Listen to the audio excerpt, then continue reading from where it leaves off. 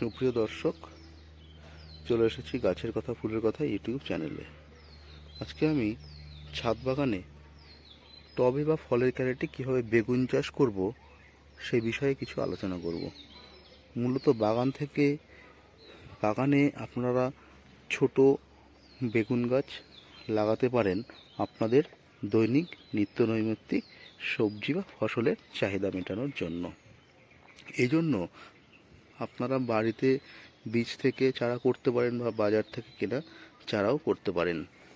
আমি আপনাদেরকে একটু ফলের ক্যারেটে কীভাবে চারা করেছি আমি গাছগুলোকে দেখাচ্ছি।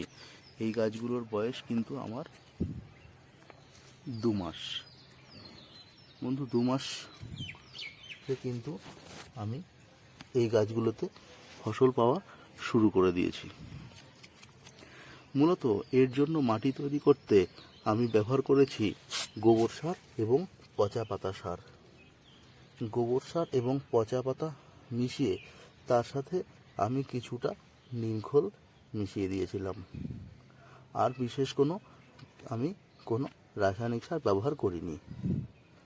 মিশিয়ে মাটিটিকে সুন্দরভাবে তৈরি করে আমি প্রত্যেকটি গাছে দেখুন 2টি করে গাছ বসিয়েছি এবং এটিতে 3টি গাছ বসিয়েছি।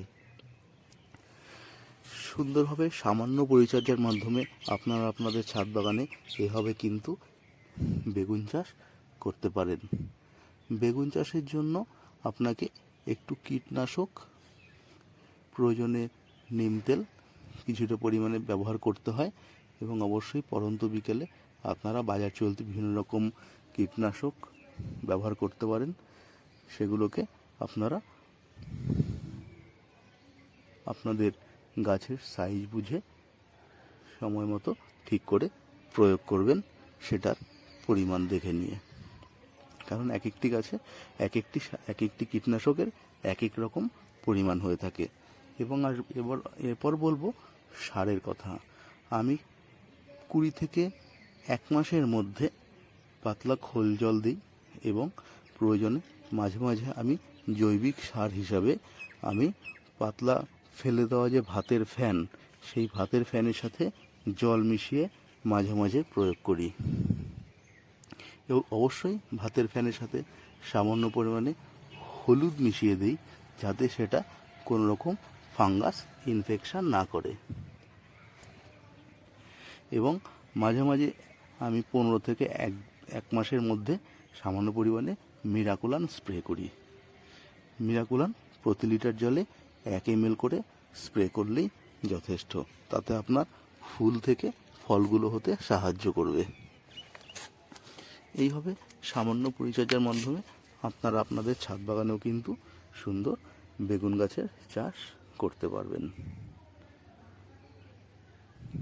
দেখুন বন্ধু, গাছগুলোকে আমি একটু দেখানোর চেষ্টা করছি। সুন্দর ফলের ক্যারেটে কিন্তু আপনারা এভাবে আপনাদের ছাদ বাগানেও বেগুন চাষ করতে পারবেন। ভালো থাকবেন বন্ধু, অসংখ্য ধন্যবাদ। আমার চ্যানেলটিকে যাদের পক্ষে সাবস্ক্রাইব করা সম্ভব হয়নি, প্লিজ সাবস্ক্রাইব করে দেবেন। ভালো থাকবেন, শুভকামনা নিরন্তর।